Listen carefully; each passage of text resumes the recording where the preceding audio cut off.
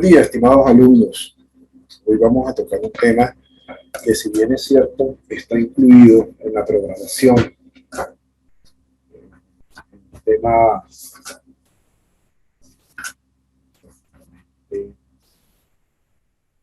donde habla del desarrollo del sistema venoso, parte 2, sistema fetal y sistema linfático y circulación fetal, anomalías.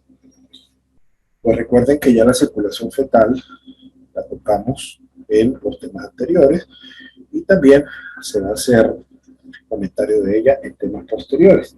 Pero me parece que el sistema linfático es algo importante, sobre todo ustedes que van a ver microbiología y inmunología más adelante. Lo consideré necesario para preparar este tema como complemento del sistema venoso. Entonces vamos a entrar en materia. Muchos de ustedes se preguntarán qué es el sistema linfático. Voy a tratar de hacerles una explicación breve de lo que significa el sistema linfático para que ustedes entiendan que el sistema linfático es un sistema muy importante que no debemos dejar de pasar, debemos siempre pensar en él. Hay patologías del sistema linfático y el sistema linfático tiene una función muy importante en el organismo porque evidentemente los ganglios linfáticos, que a veces se manifiestan clínicamente en el caso de una infección, ¿verdad? Ustedes deben entender como médicos la importancia del desarrollo del sistema linfático. Entonces, el sistema linfático, como los otros sistemas venosos y arteriales que hemos visto, también se clasifica por grupos. Si ustedes recuerdan, el sistema arterial se divide en 3 grandes grupos, ¿verdad? El sistema venoso también se divide en grandes grupos, acuérdense, el grupo cardinal, subcardinal, supracardinal, de la aorta, los derivados, posteriores laterales, y la parte ventral de las arterias, las conexiones que hace por el sistema linfático también es algo similar. Entonces el sistema linfático está compuesto por órganos primarios, órganos secundarios y tejidos linfáticos asociados o complementarios. Entre los órganos primarios se encuentra la médula ósea y se encuentra el timo. Entre los órganos secundarios están los ganglios linfáticos y el vaso. Vaso que como órgano, ya lo hemos tocado también en otros temas, y también se va a tocar creo que en el tema 39 a 38 del programa. Y los tejidos linfáticos asociados o complementarios, que son las amígdalas, las placas de Peyer, la linfa, los conductos linfáticos. Bien. Entonces se catalogan como órganos linfoides primarios y se dice que son órganos linfoides primarios porque es el lugar donde se producen y maduran los linfocitos, la médula ósea y el timo. La médula ósea, por supuesto, es la principal estructura que interviene en la hematopoiesis y donde maduran los linfocitos B. El timo y el vaso, pues evidentemente contribuyen a la diferenciación y maduración y selección de los linfocitos T. Y los que sobreviven, acuérdense que el timo es un órgano de transición, ¿no? El timo es un órgano netamente fetal y que nos acompaña luego del nacimiento por un determinado tiempo, pero después él involuciona. Pero es importante mencionarlo porque forma parte de los órganos linfáticos que se forman durante la época embrionaria y fetal. El desarrollo del sistema linfático, como todos sabemos a nivel embriológico, se origina a partir de unos esbozos. Estos esbozos se llaman sacos linfáticos, que tienen un origen incierto. Algunos autores hablan de que es un mesodermo, un islotes de mesodermo, o macizos de endotelio, o macizos de mesodermo que se acumulan alrededor del endotelio venoso y después se diferencian. Lo cierto del caso es que el sistema linfático se desarrolla entre la 5ª y la 8ª semana de desarrollo, y lo primero que se produce son los sacos linfáticos. Aquí se los menciono. Los primeros esbozos son los sacos linfáticos. Estos sacos linfáticos primarios están ubicados a nivel del embrión y del feto, fundamentalmente en sitios muy específicos. Hay dos yugulares, uno retroperitoneal. La cisterna magna y Beckett está relacionada con el retroperitoneal y dos ilíacos posteriores. Entonces, cuando nosotros vemos el mapa, vemos los dos superiores, los dos inferiores, y aquí tenemos el retroperitoneal y el sistema de Beckett. Fíjense la ubicación de los sacos linfáticos, ¿verdad? Están ubicados a nivel de los ángulos, en este caso de las venas cardinales anteriores, que después se van a diferenciar en las venas subclavias y yugulares, tanto a la derecha como a la izquierda. Uno a nivel retroperitoneal, a nivel de la raíz de la pared abdominal posterior, a nivel de la raíz del mesenterio, y pues ellos se van a conectar con la cisterna magna de Beckett y están ubicados a nivel del dorso también del saco retroperitoneal y los dos ilíacos inferiores.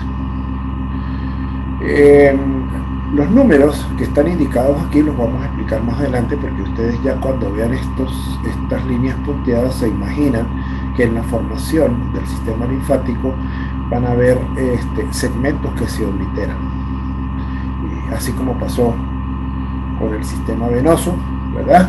También va a ocurrir con el sistema linfático. Y las principales anastomosis se dan aquí, en el área caudal, ¿verdad? Entonces, fíjense bien en esta gráfica para poder entender esta otra. Entonces, la idea de todo esto es que se va a formar un conducto torácico, se forma un conducto torácico primario, derecho e izquierdo. Aquí están los dos conductos torácicos, que son los más importantes. Y se produce, y esto se forma a nivel de los primeros sacos, que se producen a nivel de las venas yugulares y la cisterna de Beckett. Entonces se forma una interconexión entre estos dos sacos que están a nivel cefálico, craneal, rostral, como lo quieran llamar, y que está a nivel medio del. Estos troncos no se van a quedar así. ¿Qué va a ocurrir con el derecho? El derecho se va a obliterar, ¿verdad? Y el izquierdo se va a unir con la parte caudal del derecho y el conducto torácico izquierdo a nivel caudal se va a obliterar. Entonces va a haber una interconexión entre la parte caudal del derecho y la parte craneal del izquierdo. Entonces, el conducto torácico definitivo está constituido por la porción cefálica del conducto torácico del lado izquierdo, más la porción caudal del conducto torácico del lado derecho. Y este conducto torácico, ¿verdad?, va a drenar, o mejor dicho, se va a conectar con la cisterna de Beckett. Y el conducto torácico del lado derecho, ¿verdad?, solamente queda la parte cefálica y va a drenar directamente al tronco brachiocefálico. Toda la linfa que se recoge a nivel caudal va a pasar primero por la cisterna de Beckett, por la cisterna de Kilo, como se llama, y va a ascender, ¿verdad?, va a ascender a través del conducto torácico definitivo y va a drenar a nivel de la yugular izquierda. Recuerde que esto es una circulación que se va a conectar con el sistema venoso, o se conecta con el sistema arterial. Y aquí tenemos otro resumen en inglés para que vean cómo se forma inicialmente, ¿verdad? Aquí están las venas, cómo se forman los sacos a nivel determinado. Después estos sacos se van anastomosando y van formando toda la rama de circulación de los sistemas torácicos con las debidas transformaciones y quedando el conducto torácico definitivo por la interanastomosis derecha-izquierda, quedando parte del conducto torácico derecho drenando a nivel del tronco brachocefálico del lado derecho y bueno, queda la circulación definitiva. Esta circulación va de caudal a craneal. Y por supuesto, toda la linfa que se recoge a nivel craneal, pues va a drenar de craneal a caudal, con la interconexión respectiva. Entonces, ¿qué es lo que pasa? Dice, los vasos linfáticos menores drenan al conducto torácico o al conducto derecho, y desemboca en las venas brachiocefálicas. Las válvulas de los ganglios linfáticos se producen al segundo mes, a nivel del saco yugular y parte superior del conducto torácico, y las válvulas de los linfáticos superficiales y más profundos se producen a nivel del quinto mes. Entonces, fíjense cómo es el crecimiento de los vasos linfáticos a partir de los sacos linfáticos. Cómo ellos van formando esa trama vascular que va a recoger todo ese tejido, todo ese líquido intersticial que se produce para llevarlo a los centros digamos, de drenaje y después pues, drenarlo a las venas y se produce pues la circulación. ¿Ves? Entonces por eso está muy interconectado con las venas respectivas. ¿Ves? Bien. Ahora, nosotros estamos hablando de sistema linfático, pero ¿qué es la linfa? ¿Verdad? Entonces la linfa es un líquido que tiene sus funciones. Entonces fundamentalmente está compuesto por líquido intersticial de los tejidos. Aquí se puede ver, ¿verdad? Por estas fechas gruesas, cómo el líquido tisular entra a la unificación. Fíjate que aquí tenemos arterias, venas, ellos comparten ese nicho común, ¿verdad? Pero es una circulación independiente. Existe un líquido que es el líquido intersticial, que es el que está en los tejidos, que tiene que tener un equilibrio, y ese líquido, pues evidentemente es producto también del intercambio de las arterias y de las venas, de la circulación capilar y de la necesidad que tienen los tejidos. Por eso se llama líquido intersticial, pero ese líquido intersticial no se puede acumular, tiene que drenar. Y entonces, ¿cómo sale? Bueno, sale a través de los vasos linfáticos, y ese líquido se genera de la circulación sanguínea, y ese líquido en exceso debe salir, porque si se acumula, pues ya vamos a ver más adelante las patologías, y entonces ese líquido fluye a los capilares linfáticos que lo devuelven al sistema venoso. Aparte de eso, también influye en el transporte de las grasas procedentes de la dieta, porque el intestino tiene un sistema linfático muy complejo, muy importante, y también influye en la respuesta inmunitaria, ¿verdad? Los vasos linfáticos que atraviesan los ganglios linfáticos, en los que se localizan diferentes células del sistema inmune, principalmente los linfocitos, y es como una filtración que busca tener como una especie de limpieza, de evitar, como es que actúa como un sistema defensivo para evitar que los microorganismos pues, proliferen en cuantía y nos puedan perjudicar.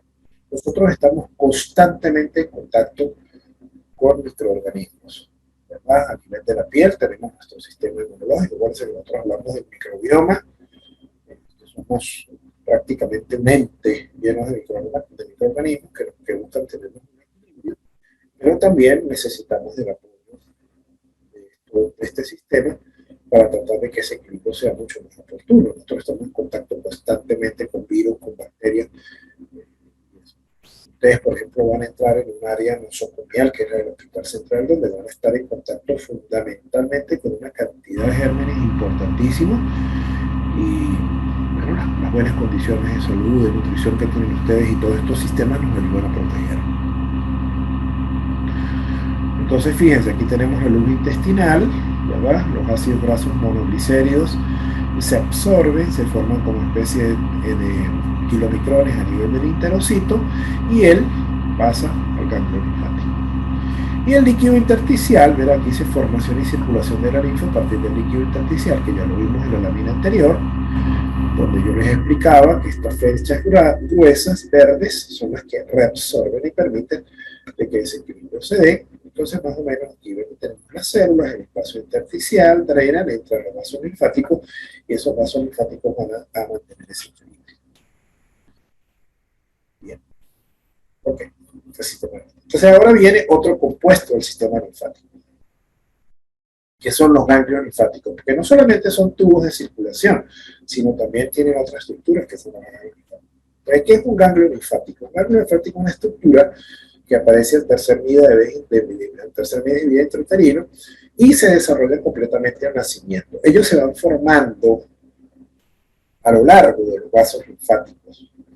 Y como los vasos linfáticos se formaron también por una inducción aparentemente mesodérmica, pues los ganglios linfáticos también son células mesodérmicas situadas alrededor de los sacos y vasos linfáticos, y entonces ellos invaden sus paredes y forman una malla reticular de tejido por donde pasa la linfa. Ellos tienen una estructura, por eso es que yo les coloqué que aquí el seno subcapsulario marginal tiene conexión con los vasos aferentes. Estos son vasos aferentes. Estos son vasos aferentes, ¿ves? Vasos linfáticos aferentes entran por aquí y aquí tienen vaso linfático eferente. Esta es la arteria y la vena que drena, porque es un tejido que también necesita oxigenarse, ¿verdad? Porque son células linfoides que componen ese tejido y necesitan oxigenarse. Entonces la función de ello es que, por ejemplo, todo ese líquido intersticial que viene, entra por estos vasos aferentes, entra a la región subcapsular, después penetra a la región medular, ¿verdad? Se filtra, aquí está el seno, esto prácticamente es el seno o el saco linfático medular, y sale por el linfático eferente y cae a la circulación linfática. ¿Cómo está estructurado un ganglio linfático? Pues él tiene un compartimento folicular o capsular externo, tiene un compartimento paracortical que está debajo de la corteza, tiene un compartimento sinusoidal y tiene un compartimento medular. Cada uno de ellos tiene una determinada función. Por ejemplo, en el compartimento folicular o cortical externo es donde nosotros tenemos los folículos primarios y secundarios, tenemos linfocitos B y están las células foliculares reticulares que más adelante yo les voy a explicar qué función tienen. Después tenemos el compartimento paracortical donde hay predominio de linfocitos T. Aquí había predominio de linfocitos B, aquí hay predominio de linfocitos T y se ven las células interdigitadas y las vénulas. Después tenemos el compartimento sinusoidal, donde están los senos corticales, medulares, ahí encontramos linfocitos pequeños, macrófagos, células endoteliales, y después tenemos el compartimento medular, donde están los cordones medulares con predominio de linfocitos B y células plasmáticas y macrófagos, que son los que están en íntima relación con las venas y con las arterias. Si ustedes ven, aquí vemos salida de linfa, entrada de sangre arterial y entrada y salida de sangre venosa. Significa que cada ganglio tiene una vena, una arteria y tiene un vaso linfático del cual drena. Y entiendan que la linfa entra por aquí por los vasos aferentes y emerge por aquí por los vasos eferentes. ¿Ves? Miren, todos estos son vasos aferentes. Por eso se dice que los ganglios linfáticos están sobre, aquí lo dijimos más adelante, ¿verdad? Se forman a lo largo de los vasos linfáticos. Es decir, no solamente es la formación la formación del sistema linfático inicial, con las cisternas, los sacos y todo eso que se formó inicialmente, el conducto torácico principal, no, sino que a través de todos esos vasos linfáticos van a estar los ganglios linfáticos. Y esta es la estructura de un vaso linfático. ¿Ven? Seno medular, las trabéculas, este es el vaso aferente, este es el vaso eferente, este es el seno subcapsular y este es el seno cortical. ¿Ven? Y aquí está la arteria y la vena. ¿Okay? Bien. Dentro del sistema linfático existen estructuras muy importantes. Y por favor, no quiero que más adelante, cuando ustedes los interroguen en medicina interna o alguien les pregunte, ustedes no sepan de lo que están hablando. La parte inmunológica y microbiología le van a preguntar esto. Aquí hay algo que se llama el anillo de Waldeyer. El anillo de Waldeyer es un anillo importantísimo donde estructuras linfáticas están ubicadas a nivel de la orofaringe. Y ese anillo de Waldeyer, ¿verdad? Está representado por las adenoides, está representada por las amígdalas tubáricas, está representado por las amígdalas palatinas y está representado por las amígdalas linguales. Entonces, por favor, jóvenes en medicina, todo tiene su nombre y todo, y alguna persona se preocupó. Por eso se llama anillo de Waldeyer, porque si nosotros vemos de frente, aquí lo estamos viendo en un corte longitudinal o sagital, pero si nosotros lo vemos de frente, ¿verdad? Si nosotros hagamos el ejercicio de ponernos frente a un espejo y abrir la boca, nos imaginamos que tenemos un anillo a nuestro alrededor donde tenemos los adenoides, las amígdalas tubáricas, ¿verdad? Tengan cuidado, no me vayan a confundir estas amígdalas tubáricas con otras amígdalas. Estos son las que se relacionan con los oídos. ¿Okay? Las amígdalas palatinas y las amígdalas linguales. Entonces, ¿por qué? Porque la boca es una puerta de entrada fundamental, la nariz y la boca es una puerta de entrada fundamental de una cantidad importantísima de microorganismos, y esa es, como es decir, la primera estación de control. Entonces vamos a comenzar a hablar de la amígdala palatina, que es una de las más importantes, que es la que nosotros nos vemos, que es la que nos produce la amigdalitis, que es la que a veces nos inflama la garganta, la que no nos permite hablar, que a veces hay que hacer una tonsilectomía o una mitelectomía. Eso también está como que en desuso actualmente y se prefiere mantener, a menos que sea un problema obstructivo y que realmente no se haya podido controlar, se produce una tonsilectomía o una mitelectomía. Antes era muy frecuente. Un niño tenía muchas fiebres a repetición, gripe, ¡pum!, a volarle las vísceras. Ahorita se entiende que eso no es necesario hacerlo y que hay que tener más bien una terapia conservadora.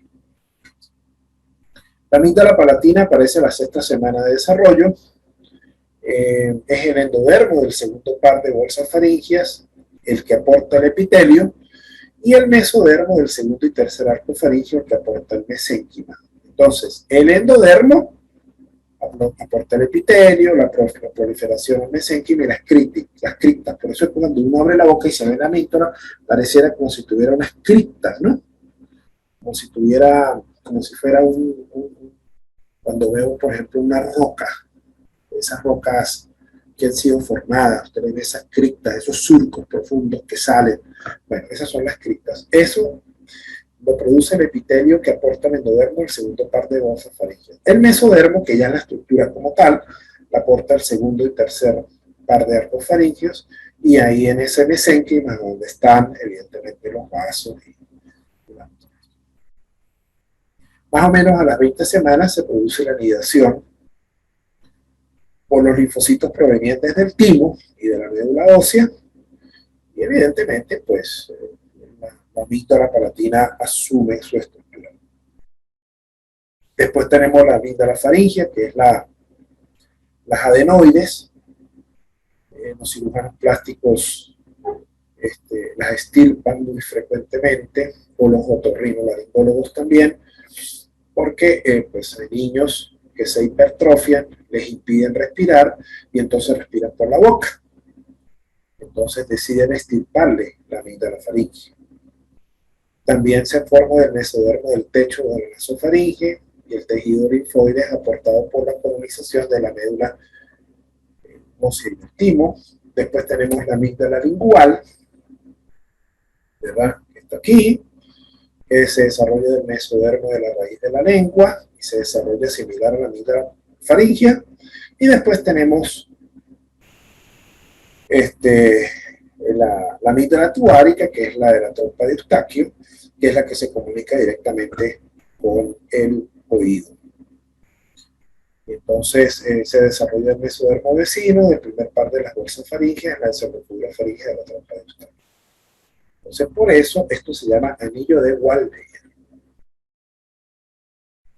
Ahora vamos a hablar de otro órgano, que es el vaso. Él aparece a la quinta semana, se produce por un engrosamiento de la cara izquierda del mesogastrio dorsal. Es el único órgano que está en el abdomen, pero que no forma parte del sistema digestivo. Son células mesodérmicas que se desarrollan alrededor de los vasos sanguíneos, formando una cápsula y clavículas de malla. Se produce una anidación de los linfocitos 20 más o menos por aporte de la médula y el timo. Interviene en funciones de hematopoiesis en el feto, aproximadamente el tercero o el sexto mes, y la linfopoiesis, ¿verdad?, que produce el vaso, aunque no es la única función, persiste después del nacimiento. Como todo órgano tiene una estructura, entonces una corteza, una médula, unos tabiques, unas trabéculas, y el vaso tiene una característica muy peculiar, que le dicen que tiene una pulpa roja y una pulpa blanca. La pulpa blanca fundamentalmente es la del centro, es una estructura bastante, y ahí es donde están evidentemente los nódulos linfáticos. El resto, la pulpa roja, es la que se encarga de la hematopoiesis y de las plaquetas. Entonces fíjense, ¿no?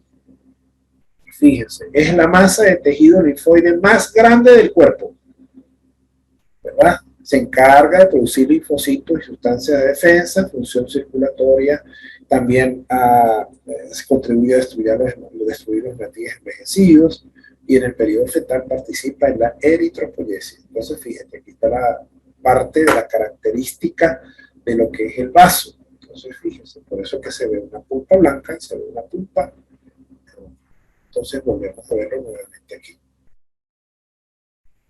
Y fíjense las funciones del vaso. El vaso tiene unas funciones muy interesantes. Por ejemplo, produce linfocitos.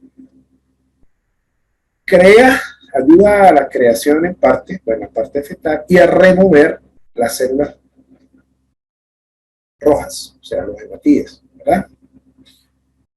Guarda y limpia y mejora la población de las plaquetas. Filtra los patógenos. Recicla el hierro y sintetiza anticuerpos. Entonces, ¿yo por qué les traje esto? Para que ustedes se den cuenta qué pasa en cada una de las zonas del vaso. ¿Ve? Por ejemplo, aquí en la pulpa blanca está el folículo que contiene las células B.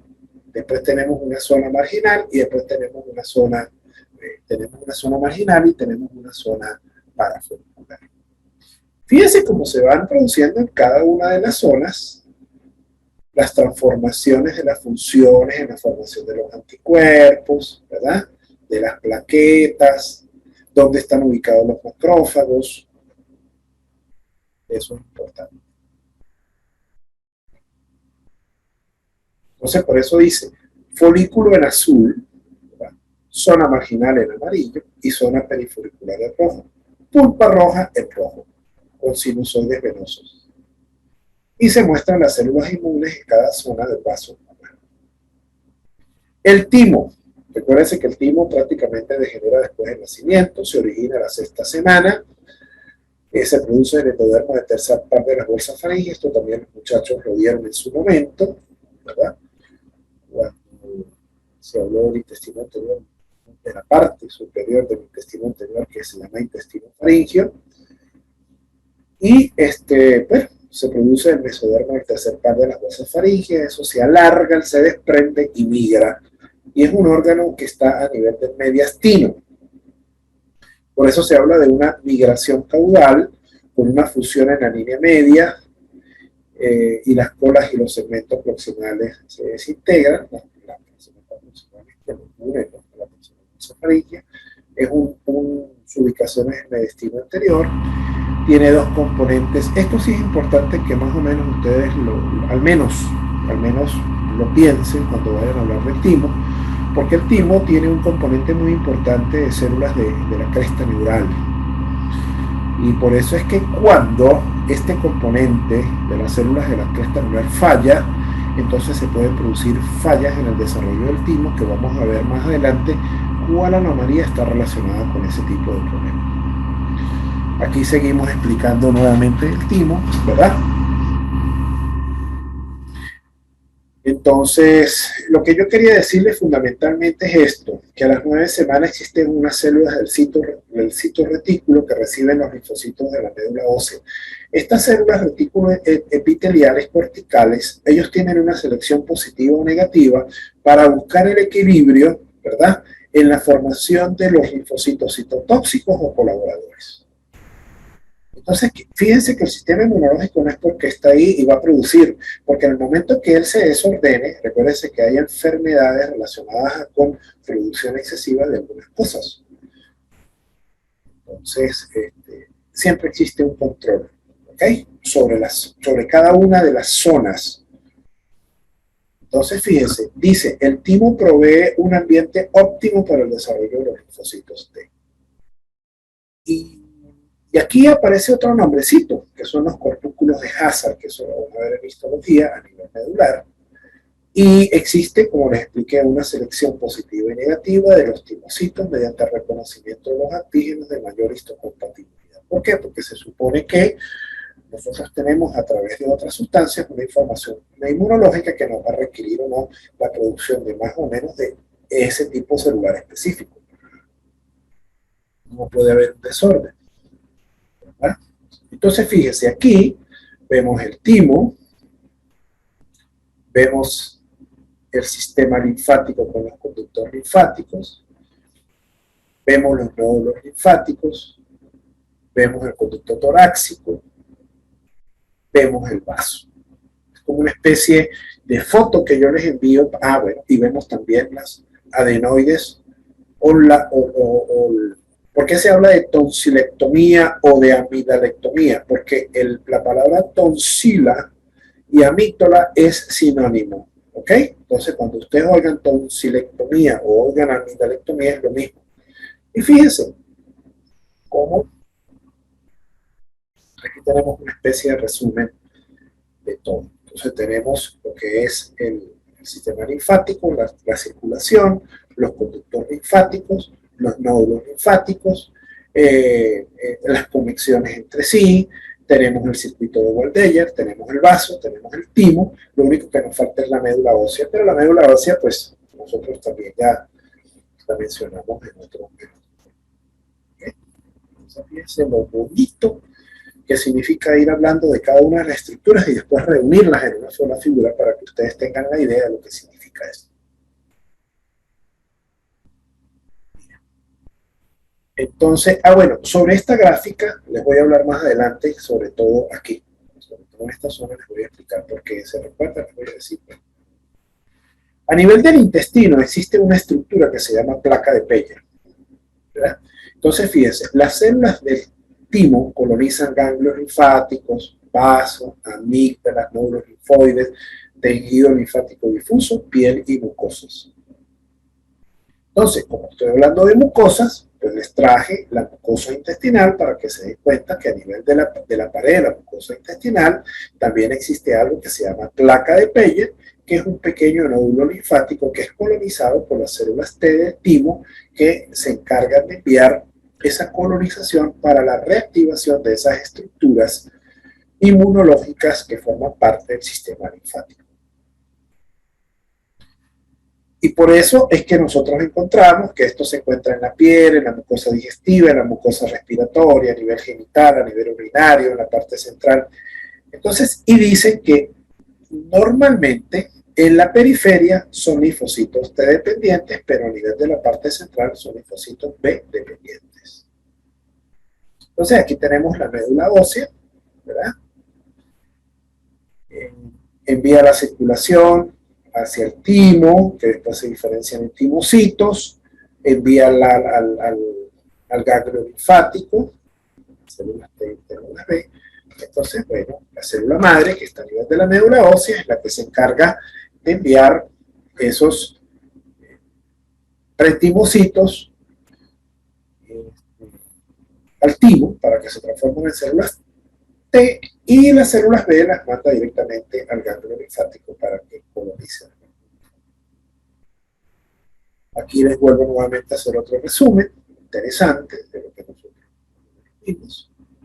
Y aquí vamos a hablar algo sobre los problemas del sistema linfático. Entonces, fíjese, congénitamente se puede producir un linfedema, es decir, un niño puede nacer con un linfedema congénito. ¿Qué es el linfedema congénito? Bueno, simplemente es esto. El niño nace con unos linfáticos anaplásicos y por lo tanto esa circulación linfática, o lo que se llama también circulación complementaria se ve alterada y todo ese líquido intersticial del que yo les hablé se empieza a acumular en los tejidos y se produce edema. ¿Por qué? Porque no se desarrollaron bien los vasos linfáticos. Entonces y se llama linfedema, ¿okay? Que es edema producido por el sistema linfático.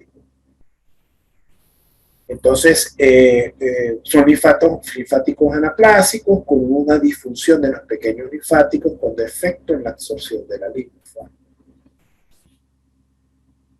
Y puede aparecer entre el nacimiento y el primer año de vida. Es un defecto autosómico dominante ligado al cromosoma X, donde hay una dominante por una mutación en el cromosoma número 5 y se llama enfermedad de Milroy o linfedema congénito.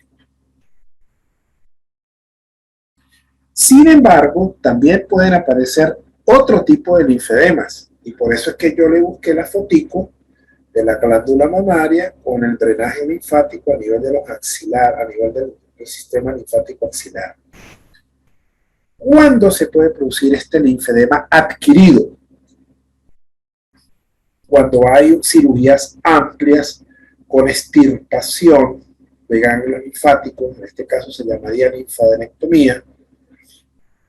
Normalmente en el cáncer de mama siempre se produce un linfedema de los miembros superiores, ¿verdad? Porque como la mama drena el conducto torácico y a la vez drena a la cola mamaria, que a nivel está de la axila, cuando nosotros intervenimos a esa paciente y hacemos lo que se llama un vaciamiento ganglionar axilar, pues el sistema linfático se ve comprometido y entonces el drenaje linfático del miembro superior, como va a nivel de la axila para después caer a nivel del conducto torácico, pues no se produce y ustedes ven esas pacientes que son portadoras de cáncer de mama que fueron sometidas a una mastectomía parcial, radical o total, ¿verdad? Dependiendo de la técnica quirúrgica, ven cómo aparecen edemas a nivel de los miembros inferiores. También por efectos de radioterapia. Cuanto más amplia es la zona tratada por radioterapia, mayor es el riesgo, porque la radioterapia en sí es una quemadura y colapsa las paredes de los vasos. Y los más que se ven afectados son los vasos linfáticos, cuando se usa quimioterapia.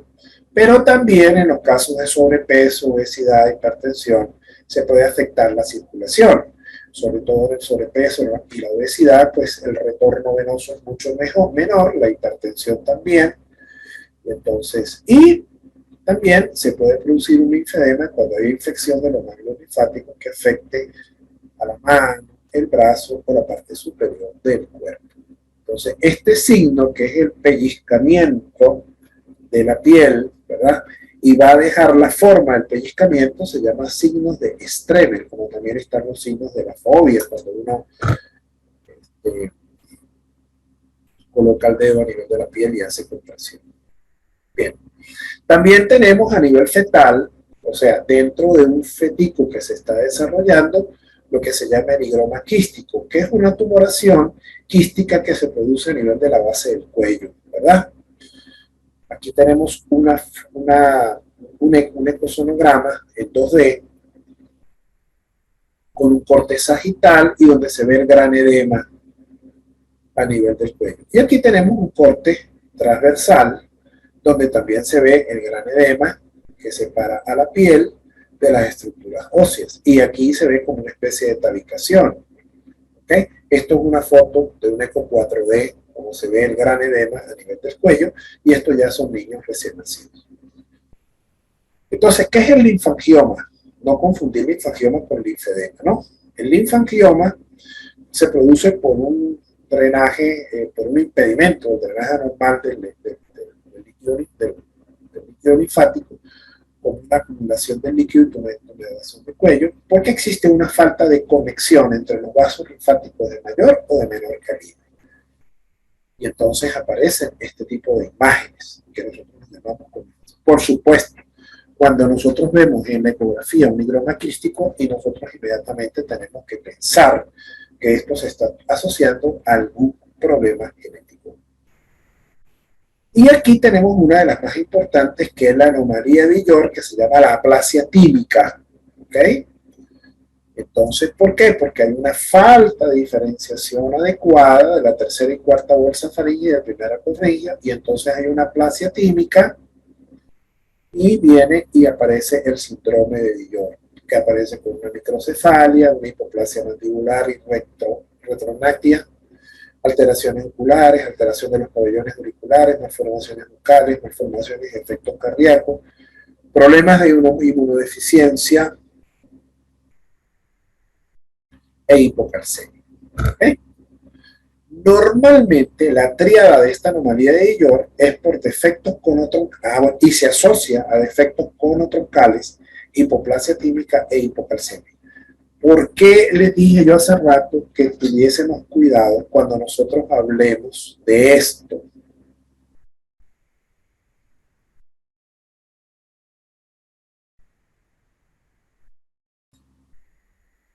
En la formación del timo, porque la ausencia del componente de las células de la cresta neural origina fallas en el desarrollo del timo, pero no solamente en el desarrollo del timo. Acuérdense que el troncocono depende de las células de la cresta neural, ¿verdad? Y entonces ahí tienen la tríada clásica, defectos conotroncales, hipoplasia típica e hipocalcemia. Eso es por un problema en la dirección del cromosoma número 22, por eso se llama síndrome verocardiofacial o síndrome de inmunodeficiencia congénita. Bueno, chicos, muchísimas gracias. Espero que realmente entiendan por qué les decidí hacer un tema aparte solamente del sistema linfático, porque yo considero que estas son cosas bastante interesantes que no se pueden tocar simplemente del plano superficial. Ustedes están en formación y yo tengo que aportarles la mayor cantidad de conocimiento posible para que ustedes vayan estructurando sus ideas y sepan, comiencen a manejar un lenguaje adecuado, sepan qué es lo que está pasando, sepan qué es lo que ocurre cuando hay alguna alteración a nivel, y al menos cuando oigan un caso, más o menos tengan la orientación de lo que nosotros estamos conversando. Fíjense esta gráfica tan interesante que yo les traje aquí, donde recuérdense que las células de la cresta neural, ustedes ya saben de dónde tienen que migrar, ¿verdad? ¿Verdad? Y saben también a dónde migran. Esto no los voy a repetir. Y saben que estas células de la cresta neural no solamente se quedan aquí arriba, sino también van a las glándulas suprarrenales, van al troncocono, van a muchísimas partes. Y por eso acuérdense que yo desde los primeros días, cuando comenzamos a hablar del desarrollo embrionario, les dije que las células de la cresta neural eran catalogadas como la tercera población más importante de las células del interior, ¿verdad? Le catalogaron una población súper importantísima. Entonces, bueno, espero que esto les haya servido. Fíjense que todas las cositas que comenzamos a hablar desde de las primeras, segundas, terceras clases, se están estructurando ahora y están viendo la importancia de lo que significa la embriología como ciencia y como materia. Bueno, se les respeta mucho, se les quiere, espero